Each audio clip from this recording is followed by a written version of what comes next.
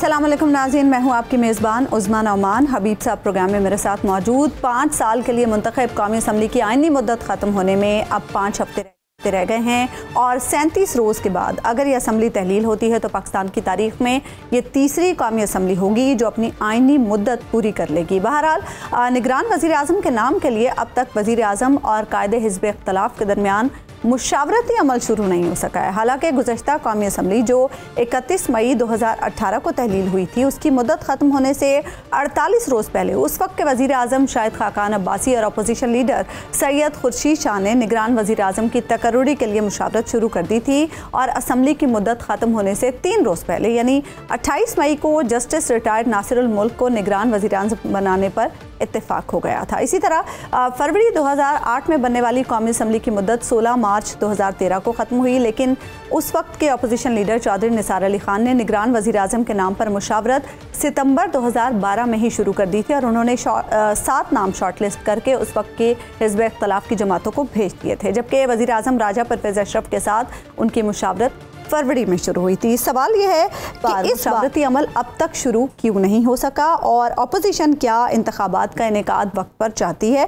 बात करने के लिए हमारे साथ प्रोग्राम में मौजूद हैं कौमी असम्बली में कायदे हिज़्ब इख्तलाफ राजा रियाज साहब। राजा साहब, कौमी असम्बली की मुद्दत ख़त्म होने में 37 रोज़ रह गए हैं। मुशावरती अमल निगरान वज़ीर आज़म के हवाले से कब शुरू कर रहे हैं आप? जी, निगरान वज़ीर आज़म के लिए मुशावरत अभी अगस्त के पहले हफ्ते में इंशाल्लाह शुरू होगी। राजा साहब, आपने, मुझे याद है 2008 से 13 तक जब आप कायदे हिज़्ब इख्तलाफ थे पंजाब असम्बली में, तो आपने बड़ा एक्टिवली ये पूरी की पूरी मुशावरत जो थी वो शुरू कर दी थी शहबाज शरीफ साहब से और राना सनाउल्लाह साहब भी उसमें इन्वॉल्व थे। तो अब आप इसमें ताख़ीर क्यों कर रहे हैं? आमतौर पे अब बहुत सारे नाम आना शुरू हो जाते हैं और अब आ भी रहे हैं। वैसे देखिए भाई, ये फैसला जो होना है ये अगस्त के तकरीबन 1-2 को फाइनल फैसला होना है। अच्छा, उस वक्त तक बातचीत शुरू हो जाएगी। मेरा ख्याल है 20 जुलाई से बातचीत शुरू हो जाएगी। मैं भी अपने नाम दूंगा, वो भी अपने वज़ीर आज़म साहब भी अपने नाम देंगे और कोशिश करेंगे कि किसी एक नाम पे मुत्फिक हो जाएं और वो ऐसा नाम हो जो पूरी कौम जिसको सराहे भी और जो मुल्क के लिए बेहतर परफॉर्मेंस कर सके, अच्छा election free and fair election करा सके और ख़ास तौर पे जो हमारे माशी हालात हैं और IMF के साथ जो किस्त हुई है उसको भी रेगुलर कर सके, उसे आगे चला सके। तो ये जो निगरान वज़ीर आज़म बनना है ये बहुत ज़्यादा जिम्मेदारी आनी है उस शख्स पर। राजा साहब, आपकी बात से लग रहा है जैसे आप किसी माहिर मईशत के बारे में सोच रहे हैं और अगर माहिर मईशत की बात करें तो कई नाम आ रहे हैं। रजा बाकर का नाम आ रहा है, साबिक governor State Bank, Hafeez Sheikh साहब का नाम आ रहा है और भी कई हमारे इकोनॉमिस्ट हैं जिनके नाम आ रहे हैं। देखें हबीब साहब, इकॉनमी इस वक्त हमारा एक बहुत बड़ा इशू है, एक बहुत बड़ा चैलेंज है और आप जानते हैं कि अभी अभी हम डिफॉल्ट होने से बचे हैं। तो इकॉनमी को एड्रेस करना, ऐसा वज़ीर आज़म होना बहुत ज़रूरी है जो इकॉनमी को जो मामलात अभी हुकूमत ने तय किए हैं इनको आगे लेके चला सके। अच्छा। और मुल्क खुदा ना खास्ता दोबारा डिफॉल्ट की तरफ ना चलना शुरू हो जाए और उसके साथ साथ वो फ्री एंड फेयर इलेक्शन करा अच्छा, सके। फ्री एंड फेयर इलेक्शन दो की तो अहम जिम्मेदारियां हैं। जी राज साहब, ये 2 अहम जिम्मेदारियां हैं निगरान वज़ीर आज़म के लिए। फ्री एंड फेयर इलेक्शन की तो आप बात कर रहे हैं राजा साहब, क्या वक्त पर इलेक्शन होता हम देखेंगे? वक्त पर इलेक्शन होता देखेंगे? क्योंकि ये भी इस वक्त खबरें चल रही हैं कि शायद निगरान सेटअप को तूल भी दिया जा सकता है। नहीं, इलेक्शन जो है वो मैं समझता हूँ कि वक्त पे होना चाहिए और काफ़ी सारी जमातें इस मुतालबे पे हैं जो इत्तेहाद में शामिल भी हैं। वो कह रही हैं कि इलेक्शन वक्त पे हो। कौम की भी ये आवाज़ है कि इलेक्शन वक्त पे हो।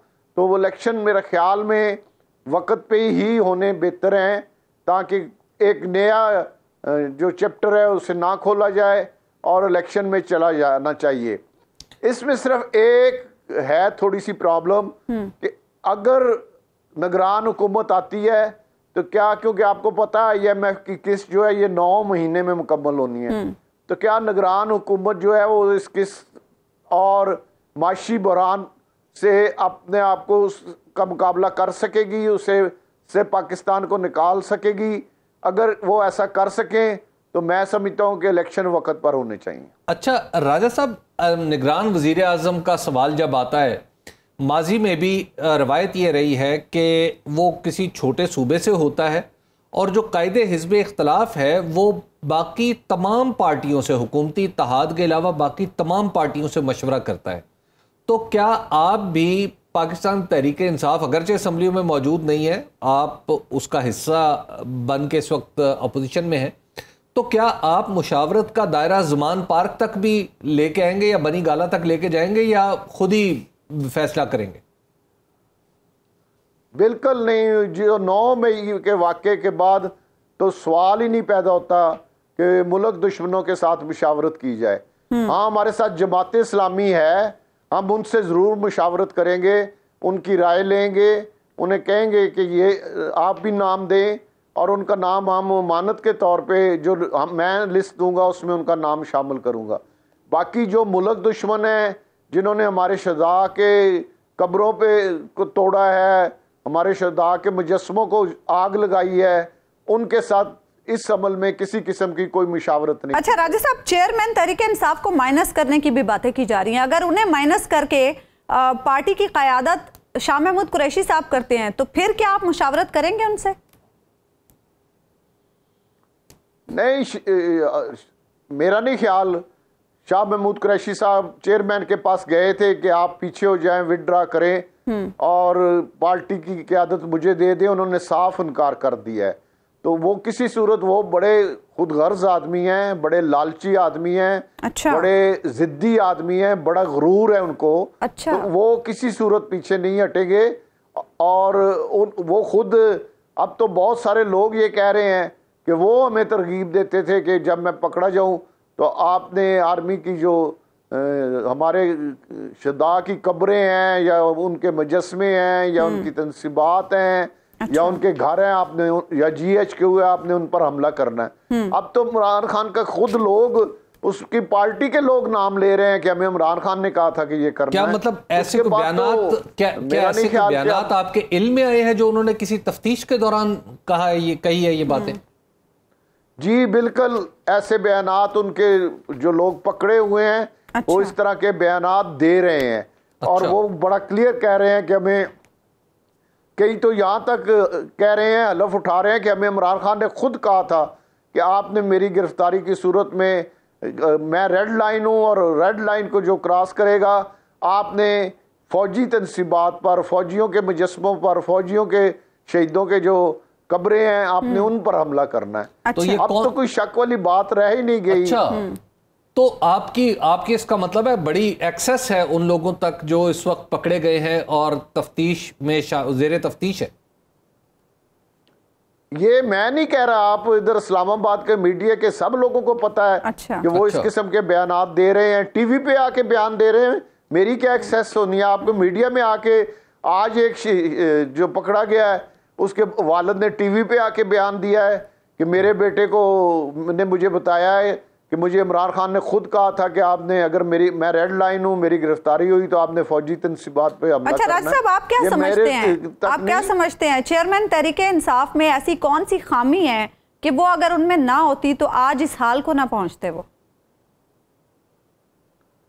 उनमें गुरूर बहुत है, तकब्बर बहुत है और वो समझते हैं कि बस एक मैं ही हूँ, बाकी सब जो हैं वो चोर हैं, बाकी सब जो हैं वो पाकिस्तान के साथ सिंसियर नहीं है।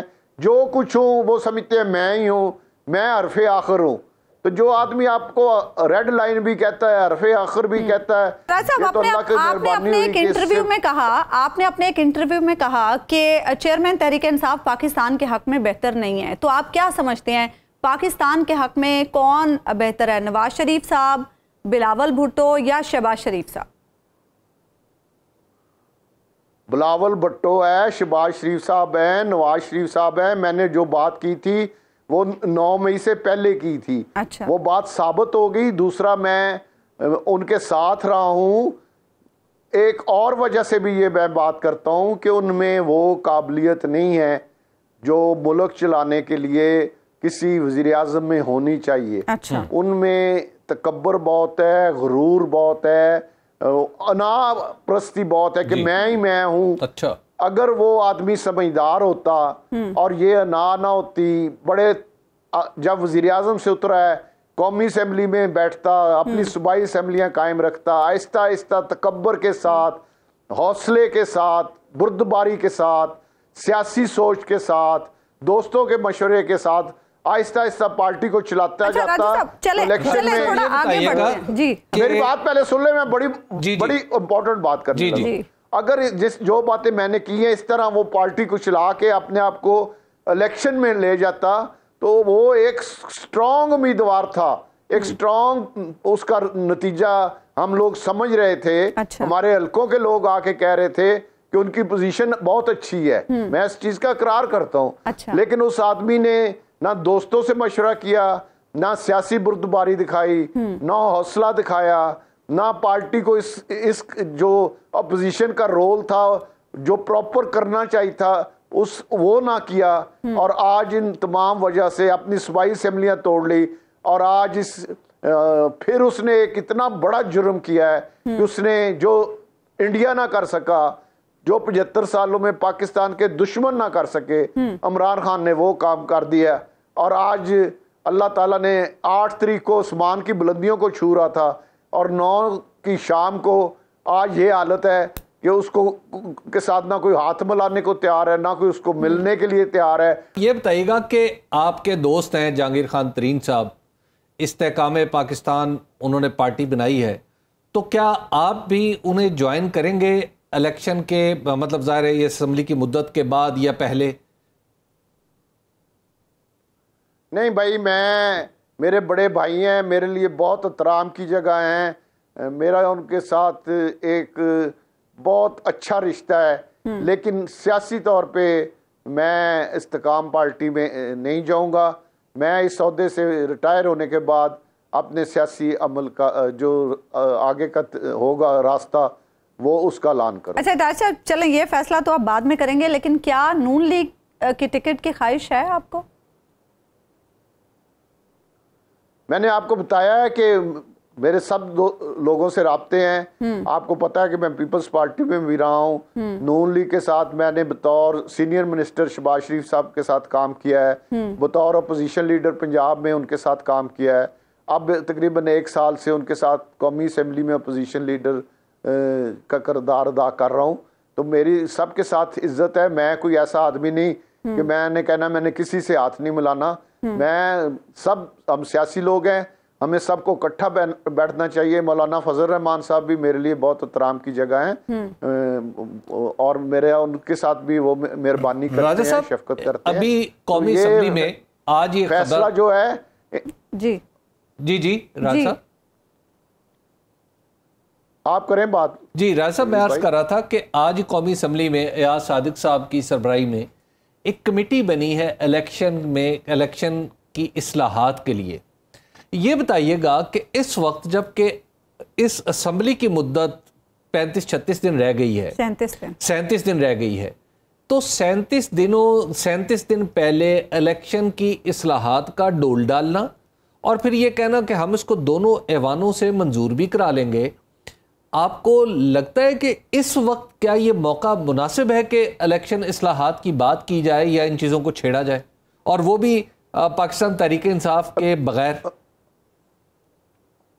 भाई ये सिर्फ 1 हफ्ते का प्रोसीजर है, कोई मुश्किल काम नहीं। अच्छा। अगर इस कमेटी के ज़रिए और असेंबली के ज़रिए कोई इलेक्शन बेहतर हो सकता है, फ्री एंड फेयर हो सकता है, कोई इलेक्शन में जो कैंडिडेटों को या पार्टियों को प्रॉब्लम आती हैं, लड़ाई झगड़े होते हैं, लॉ एंड ऑर्डर की पोजीशन है, अगर ये तमाम चीज़ें एड्रेस कर ली जाए इलेक्शन से पहले तो मेरा ख्याल है इसमें कोई हर्ज नहीं। अच्छा राज साहब, आप पर फ्रेंडली अपोजिशन लीडर का तासुर बहुत गहरा है। कहा जाता है कि आपने बतौर अपोजिशन लीडर कोई टफ टाइम नहीं दिया हुकूमत को।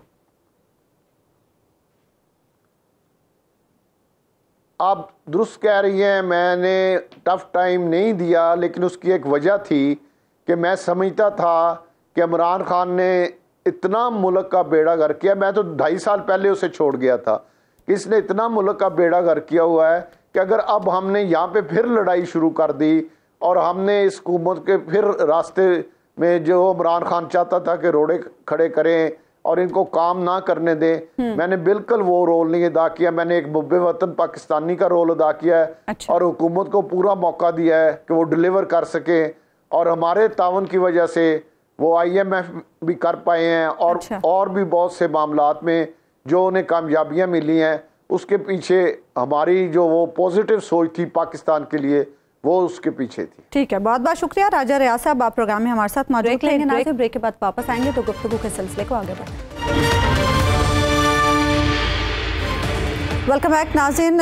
प्लॉट अलॉटमेंट रेफरेंस में एहतसाब अदालत लाहौर ने साबिक वज़ीर आज़म और मुस्लिम लीग नून के कायद नवाज शरीफ की बरियत का फैसला जारी कर दिया है। फैसले में कहा गया है कि रिकॉर्ड बताता है कि नवाज शरीफ को सियासी इंतकाम का निशाना बनाया गया। उस वक्त की हुकूमत ने नायब हुकाम को साबिक वज़ीर आज़म का सियासी करियर तबाह करने पर मजबूर किया, जबकि वफाकी वज़ीर इत्तलात मरियम औरंगज़ेब साहिबा ये कहती हैं कि नवाज शरीफ के खिलाफ कार्रवाई कानून के मुताबिक नहीं थी।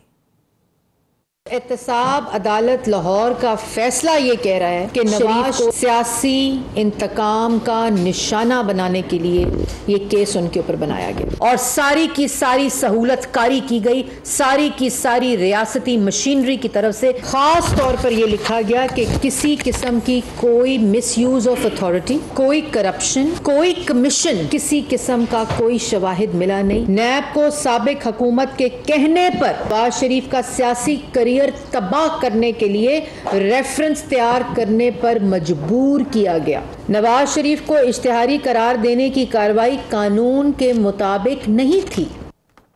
सवाल यह है कि नवाज शरीफ की सजाएं इन दिनों ज़ेर बहस क्यों हैं? क्या इसकी वजह सियासी है या वाकई कोई कानूनी वजूहात हैं? इसी पर बात करेंगे। सीनियर कानूनदान एतजाज़ एहसन साहब हमारे साथ प्रोग्राम में मौजूद हैं। एतजाज़ एहसन साहब, कुछ वकला के बयानात और नवाज शरीफ साहब की प्लॉट अलॉटमेंट रेफरेंस में बरियत से ये तासुर मिल रहा है कि वाकई नवाज शरीफ साहब के साथ ज़्यादती हुई और इसके लिए अदालतों को इस्तेमाल किया गया। आप क्या समझते हैं इस बारे में? इसमें एक चीज़ ज़रा मेरे ज़हन में रहनी चाहिए, और वो ये जब नवाज शरीफ साहब की हुई थी नाअहली की ऐसा हुआ था, तो उस वक्त गालबन खुद प्राइम मिनिस्टर ही थे आप, और आपकी अपनी हुकूमत थी। आपने सीट से उठके और शायद खाकान वज़ीर आज़म बना दिया, और वो भी जितना अच्छा रहे वो इस कन्विक्शन को या इस अपील कम कराने की, इस कन्विक्शन की उन्होंने कोई कोशिश नहीं की, कोई हाथ नहीं बटा नवाज शरीफ का कि वो अपील करते, अपील में उनकी या नजरसानी की दरख्वास्त देते और हुकूमत कह देती, फेडरल गवर्नमेंट पार्टी होती कि जी ये वाकई बदनीयती पर मबनी है और इसके पीछे कुछ और अवामिल हैं जो कानूनी अवामिल नहीं है। तो ये मैं ज़रा कंफ्यूज हो रहा हूँ इसमें, जो इसमें लोग कह रहे हैं कि मियाँ साहब के साथ एक बड़ी ज्यादती हुई, कि वो ज्यादती तो फिर उनकी अपनी हुकूमत ने, इनकी अपनी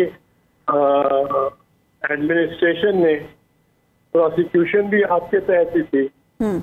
तो एतजाज़ साहब ये बताइएगा कि उनकी जो एक तो है कन्विक्शन, जो उनकी नाअहली है वो तो सुप्रीम कोर्ट के फैसले से निकलती है, तो आप उस फैसले को आज हाइंडसाइट में कैसे देखते हैं? क्या वाकई वो फैसला है जिसपे हुकूमत के बाज़ लोग कहते हैं कि अदालत को खुद सुओ मोटो लेके इसको ठीक कर देना चाहिए? नहीं, वो ठीक है, वो ताहयात वाला तो गलत है। वो तो मैं भी कई मरतबा कह चुका हूँ। ताहयात तो आपने एक बंदे को बिल्कुल ही सिटीजनशिप राइट से डाइवेस्ट कर दिया। राइट तो जिंदा रहे पाकिस्तानी, बट उसको एक तरह आप कह दिया राइट टू वोट ही नहीं है, टू गेट इलेक्टेड ही नहीं है सारी उम्र के लिए। वो तो मियाद उसकी गलत थी, पर मैं ये सिर्फ ये देखता हूँ, सोचता हूँ कि मियाँ साहब की अपनी हुकूमत ने क्या इकदाम किए इसको करेक्ट करने के लिए। क्या उन्होंने तस्लीम ही कर लिया इस फैसले को अमली तौर पर? जुबानी तो नहीं, अमली तौर पर। जी, अमली तौर पे तो ऐसा ही लगता है। लेकिन अब ये बताइएगा कि उनकी जो नवाज शरीफ साहब की अब जाहिर है वापसी भी ऑन द कार्ड्स नज़र आ रही है, उनकी अपनी हुकूमत है, तो एतजाज़ साहब ये अपनी ही हुकूमतों में बर्रियत के फ़ैसले आ जाना, ये हमने देखा था मोहतरम आसिफ अली जरदारी साहब के दौर में भी उन्हीं की हुकूमत थी, उन्हीं के हक़ में फ़ैसला आ गया। तो ये क्या हुकूमतें बदल जाने से अदालतों का तर्ज अमल भी बदल जाता है, ये क्या मामला है? मुझे ये जानता हूँ 1990 से लेकर 1993 में मैंने बीबी शहीद की 7 रेफरेंसेस में वकालत की थी, और उस वक्त जाम सादिक अली ही बड़ा हमारे मुखालिफाना चीफ मिनिस्टर थे सिंध के, और बड़े हमारे MP MNA को गिरफ्तार भी कर रहे थे, मुकदमे भी मुसलसल बनाते रहे। बीबी को भी बड़ा हरास किया, आसिफ साहब को भी जेल में डाला हुआ था उसने, और वहाँ से भी उधर भी बड़ी हरासमेंट हुई। गो जबान उनकी दूसरे ऐड में मियाँ साहब के काटी गई थी, पर ये उस वक्त भी इन्होंने बड़ा जो जाम सादिक अली मरहूम थे चीफ मिनिस्टर, तो खास उन्होंने पुलिस अफसर भी लगाए, सब कुछ किया, और बड़ी बाकायदा मंसूबों के तहत करते रहे। हमारी मुखालफत भी, हमारी हरासमेंट भी, और ये सब कुछ होता रहा। पर उसी दौर में, उन्हीं के दौर में मैंने एक्विटल्स लिए थे बीबी के 4 रेफरेंसेस में, और आसिफ साहब के उन्नर केस में वो एक जो केस बनाया था उन्होंने, बिल्कुल बड़ा अफसानवी किस्म का के बम बांध के जो बरतानवी ताजर की पाकिस्तानी निजात बरतानवी ताजर मुर्तजा बुखारी के टांग पे बम बांध के उसके पीछे निकलवा लिए थे। 10 दिन वो बम बांधा रहा, और उसके साथ वो नेशनल बैंक की बड़ी branch, headquarter branch II Chandigarh road पे भी गया, वहाँ उसने चेक भी लिखा, किसी को उसने नहीं कहा कि ये बम बांधा हुआ है, मैं मजबूर हूँ या कुछ है, कहीं शोर नहीं डाला। ताजमहल होटल में रहता रहा, एक कमरा नंबर 905 के कौन सा कमरा नंबर था, और वो खैर मैंने जिरा की, तो जिरा के दौरान वो भाग गया, अदालत से भाग गया, और फिर तो पुलिस पकड़ के लाई। तो चौधरी साहब, इससे ये अखज़ किया जाए कि पाकिस्तान में एहतसाब का अमल एक बिल्कुल एक फार्स है, एक मजाक है, यानी इसको संजीदगी से लेना ही नहीं चाहिए अगर किसी पे मुकदमा बन गया है तो? अब एहतसाब का अमल तो वाकई इतना मुकदमा जो जितने इन्होंने बनाए हैं, इतने जाली मुकदमे बनाए हैं कि जिसकी आदि नहीं मैंने जो देखे हैं।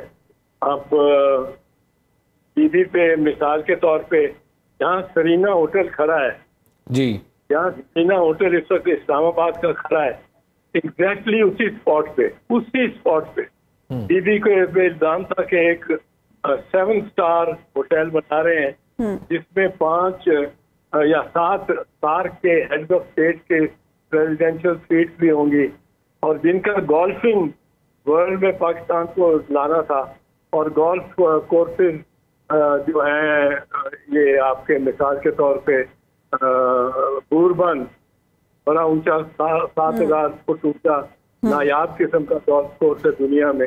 इस तरह आपके गोल्फ कोर्सेज हैदराबाद की साइड पे है, तो गोल्फ कोर्सेज पे जाके हेलीकॉप्टर सर्विस हो और जाया है। अब उनको ये बनाया गया था, उन पे इल्जाम था कि उन्होंने होटल यहाँ बनाने का मंसूबा पास करके रावल लेक की जो पानी है उसको आलूदा उससे हो और ड्रिंकिंग वाटर खराब हो। अब वही सरीना बना हुआ है जी, वो कोई ये नहीं होती, सीपेज नहीं होती है, इसमें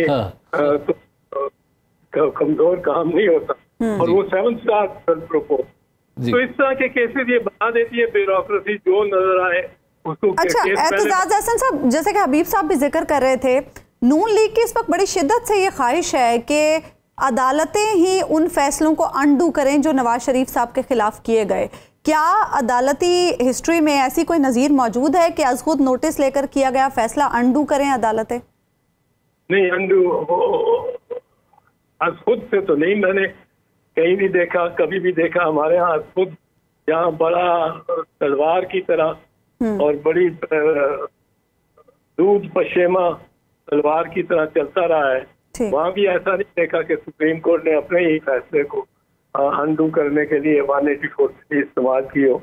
लेकिन ये अगर दरखास्त दे कोई दे तो फिर होना चाहिए। अगर इतना बेहुदा फैसला है जिस तरह के मैंने अर्ज किया, ये चाहते थे बीबी के खिलाफ इल्जाम जो लगे थे और बुल्लर केस में जो लगा था, तो बिल्कुल प्रैक्टिकली साफ जाहिर होता था। और इस तरह के सारी मिसालें जिनमें सब में बरी हुई, वो तो शहीद भी और आसिफ साहब भी बरी हुए, वो कोई उनके यहाँ तो उसका जाम सादिक अली का दौर गया तो अरबाब रहीम का दौर आ गया। वो और भी पीपल्स पार्टी के खिलाफ थे और भी जरदारी को और सीधी को उन्होंने किया विक्टिमाइज।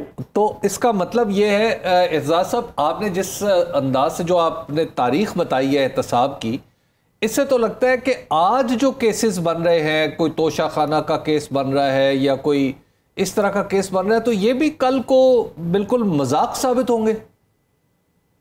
मेरा ख्याल है वुकला जब बहस करते तो इनकी बहुत सारी कमजोरियां होती हैं प्रोसिक्यूशन केसेस में, वो हाईलाइट करेंगे। तो मेरा ख्याल है फैसला तभी अदालत कर सकती है जब सफाई को भी मुकम्मल मौका मिल चुका हो अपने बयान को और उस बयान की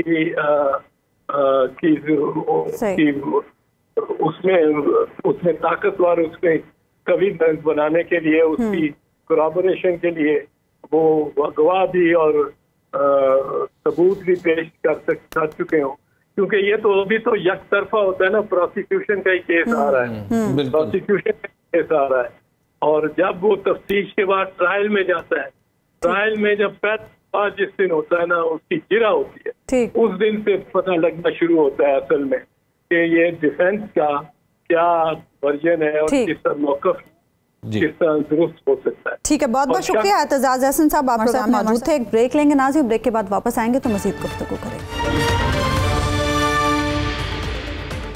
वेलकम बैक नाज़रीन, हम बात कर रहे हैं नवाज शरीफ साहब के मामले की और ब्रेक से पहले हम बात कर रहे थे एतजाज एहसन साहब से। हबीब साहब, कुछ लोगों का ये भी कहना है कि हामिद खान साहब को अचानक इसलिए ये रियलाइज़ हो रहा है कि नवाज शरीफ साहब के साथ ज्यादती हुई क्योंकि अब उनके अपने लीडर पर डिस्क्वालिफिकेशन की तलवार लटक रही है। एक तो यह है कि हामिद खान साहब को उन लोगों में शामिल नहीं किया जा सकता जिन पे सियासी मामलात रियलाइज़ हों तो वो अपना मौक़िफ़ बदल लें। अच्छा, उसकी वजह यह है कि उन्होंने पाकिस्तान की तारीख पर भी एक किताब लिखी है और पाकिस्तान की जुडिशरी पर भी एक किताब लिखी है, और वो दोनों किताबें आलमाना सतह की किताबें हैं। ऐसी नहीं है कि वो किसी ने कोई पॉलिटिकल साइड लेके किताब लिखी है, लोगों की राय गलत है उनके करना बारे में ही मकसूद है, ऐसी कोई बात नहीं है। हामिद खान साहब हमेशा से अपना कानूनी नुक्ता नज़र बड़ी वजाहत के साथ बयान करते हैं और एक वक्त ऐसा भी रहा है कि के साथ भी उन्होंने मुखालफत मोल ली थी। तो वो अपने मौक़िफ़ को इस तरह नहीं, वाक़यात की रोशनी में नहीं बदलते, ख़ासतौर पर जो तारीख़ से मुतल्लिक़ हो। तो हामिद खान साहब के बारे में ये इल्ज़ाम मेरा ख्याल है कि आपको आपको ये इल्ज़ाम नहीं लगाना। नहीं, मैं नहीं लगा रही, मैं तो लोगों की बात नहीं, लोगों का ये ख्याल है, जो नहीं जानते वो ये काम करते हैं। अच्छा, और हबीब साहब, हम ये भी देख रहे हैं कि नवाज शरीफ साहब की वापसी के लिए जिस तरह से राहें हमवार हो रही हैं, उनके खिलाफ केसेस ख़त्म करने के लिए कवानीन भी बन रहे हैं, नाअहली के खात्मे के लिए पार्लियामेंट में भी बिल मंजूर हो गया, साथ ही साथ पैरेलल कुछ ऐसे कवानीन भी बन रहे हैं कि चेयरमैन पीटीआई की नाअहली का मामला भी हो सके, और पीटीआई पर पाबंदी के लिए हम देख रहे हैं कि ओन चौधरी साहब दरखास्त लेकर अदालत भी चले गए हैं।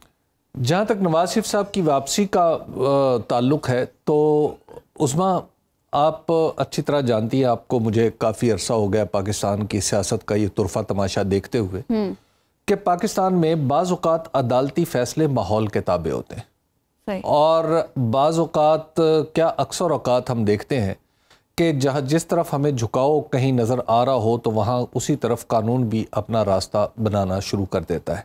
अच्छा, तो ये सूरत हाल तो इस वक्त भी है। आप देख लीजिए, हुकूमत ख़ुद पाकिस्तान मुस्लिम लीग नून की है और नवाज शरीफ साहब की आशीर्वाद इसे हासिल है और पाकिस्तान पीपल्स पार्टी भी इसमें शामिल है। हमारे मुल्क का ये एक अलमिया है कि यहाँ पर जो सियासतदानों पर, अभी जैसे एतजाज एहसन साहब भी बात कर रहे थे कि इल्ज़ामात जो हैं वो कभी भी साबित नहीं होते, और आम तौर पर देखा यह गया है कि उनकी अपनी हुकूमतों में ही उनके हक़ में फ़ैसले आ जाते हैं।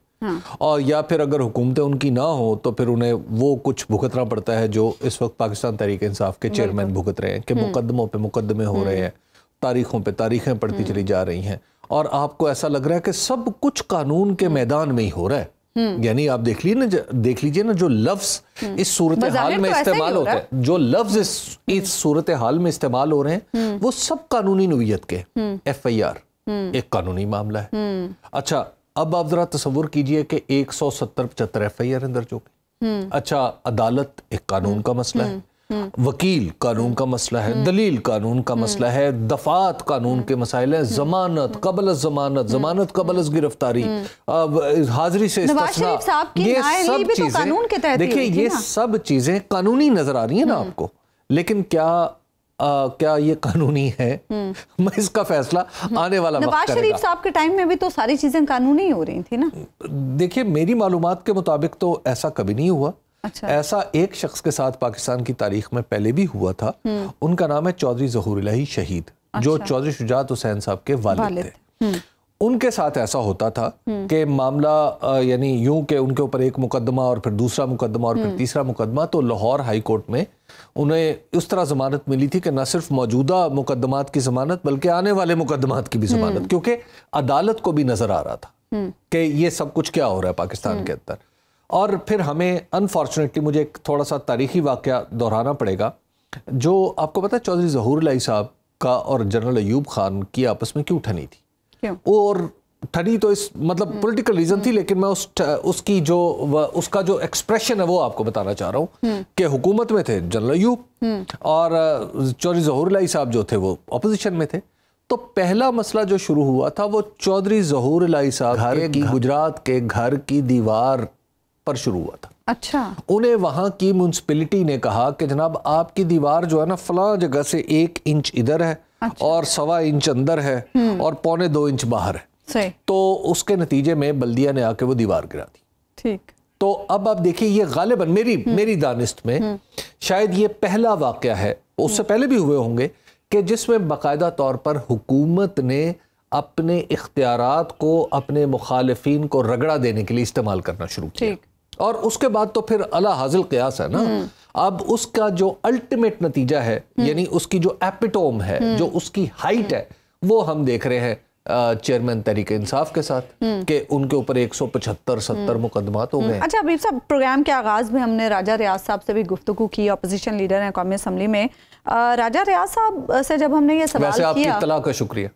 अच्छा, राजा रियाज साहब से जब हमने ये सवाल किया कि मुशावरत निगरान वजीर आजम के हवाले से कब शुरू करें, तो उन्होंने कहा अगस्त के पहले हफ्ते में, मतलब मिड ऑफ अगस्त तो असम्बली डिसॉल्व होने जा रही है, तो इतनी लेट मुशावरत का मकसद क्या हो सकता है, जबकि दुबई में निगरान वजीर आजम पे मुशावरतें चल रही हैं। आपके सामने आप रोजाना इस प्रोग्राम में दिन गिन के बताती हैं कि इतने दिन रह गए। आज 37 दिन रह गए। और आज 37 दिन रह गए हुकूमत असम्बलियों के खात्मे में। ठीक है, 37 दिन रह गए हैं, गोया 5 हफ्ते। आपको कहीं इर्द गिर्द इलेक्शन का कोई माहौल नजर आ रहा है? हम अपने घरों से आते हैं, दूसरे शहरों में जाते हैं, कहीं कोई इलेक्शन का माहौल आपको बना हुआ नजर आ रहा है? नहीं, कहीं नजर नहीं आ रहा। कोई जलसे जुलूस नहीं है, कोई ऐसी एक्टिविटी नहीं है, कोई गहमा गहमी नहीं है। आपके पास 2 सूबों में जायदुल मियाद हुकूमतें हैं। जैसे जायदुल मियाद दवाई हो तो उसका अंजाम क्या होता है? उसका अंजाम वो डब्बा होता है जहां पे आप गैर जरूरी चीजें फेंकते हैं, ठीक है ना, डस्टबिन। बिल्कुल। और जायदुल मियाद हुकूमतों का अंजाम हमें पता ही नहीं है, और वो हम पे बदस्तूर हुकूमत किए चले जा रहे हैं। अदालतों में इनके केस लगे हुए हैं, आपको पता ही नहीं है कि वो कब डिसाइड होंगे। अदालतें 2 सूबों के अंदर एक सूबे के अंदर इलेक्शन का बाकायदा 14 मई को हुक्म दे चुकी थी। दे चुके हैं। पूरी की पूरी हुकूमत ने उन्हें ललकारा। मोहतरम मौलाना फजल रहमान और मोहतरमा मरियम नवाज साहिबा बाकायदा अदालत के सामने खड़े होकर उन्हें ललकार रहे थे। और मैं ये खाकसार भी वहीं था, और मैं सोच रहा था कि अल्लाह ताला ने हमें ये दिन भी दिखाने थे कि अदालत को हम इस तरह ललकारेंगे। और दोनों सूबों की निगरान हुकूमतें अच्छा इलेक्शन के इनेकाद के सिवा बाकी सारे काम कर रही हैं। तो आपके ख्याल में ये कोई हम नॉर्मल हालात में रह रहे हैं? नहीं, ये नॉर्मल हालात कतन नहीं है। एक जो आपकी सबसे बड़ी पाकिस्तान की पॉलिटिकल पार्टी अब तक के आदादो शुमार के मुताबिक, और अब तक के आदादो शुमार क्या है, 2018 के इलेक्शन या बीच में आखिरी होने वाले ज़िमनी इलेक्शन, वही है ना। तो अब तक के आदादो शुमार के मुताबिक जो सबसे बड़ी पार्टी है वो, उसकी आधी क़यादत जो है वो गायब है, आधी गिरफ्तार है, एक बेचारा जो है वो ज़ुबान पार्क में बैठा हुआ। तो अब आप, और दूसरी तरफ आप ये देखिए कि दूसरी तरफ आप उनके खिलाफ जो बात करना चाहते हो, रोजाना की बुनियाद पे 4 प्रेस कॉन्फ्रेंसें हो रही। तो ये कोई माहौल हमने हमारे लिए काफी नया है। अगरचे 2018 के बारे में पाकिस्तान मुस्लिम लीग नून का ख्याल है कि उनके साथ बड़ी ज़्यादती साहिबा का मुतालबा पूरा हो गया ना, तराजू के पलड़े बराबर हो गए। तराजू के पलड़े बराबर हो गए। तो अब तराजू के जो पलड़े बराबर हुए हैं उसमें सिर्फ एक चीज मिसिंग है। वो क्या? वो है वोट। ठीक है, वो वोट कहां से लाना, अब नहीं, वो वोट कहां से लाना है जिसको इज्जत देनी। पलड़े बराबर हो गए, सब कुछ हो गया, वो वोट कहां से लाना है? नया बयानिया क्या लेकर आएंगे? नए बयानिया की तो अगली बात है ना जी। अब वो वोट कहां पे हैं जिनको इज्जत देनी है? मुआहिदा जो ले लिया IMF से, उसे बेचेंगे। ये बताएंगे कि हमने IMF से कर्जा ले लिया। हाँ। देखिए, ये सारी सूरत हाल एक इस तरफ इशारा कर रही है। जैसे आज मैं भी देख रहा था कि हमारे कुछ सहाफ़ी यूरोपीय यूनियन गए हुए हैं। यूरोपीय यूनियन में जो इलेक्शन के वॉच डॉग्स हैं वो कह रहे हैं कि हमें यकीन नहीं है कि पाकिस्तान में इलेक्शन होगा या नहीं होगा। और ये बहुत बड़ा अलमिया प्रोग्राम। अब ये अलमिया है, तो हम एक देखिए गैर यकीनी सूरत हाल में रह रहे हैं, और इस गैर यकीनी सूरत हाल से जरूर हमें निकलना होगा। प्रोग्राम का वक्त खत्म हुआ नाज़रीन, आपसे मुलाकात होगी इंशाल्लाह अगले हफ्ते के बाद।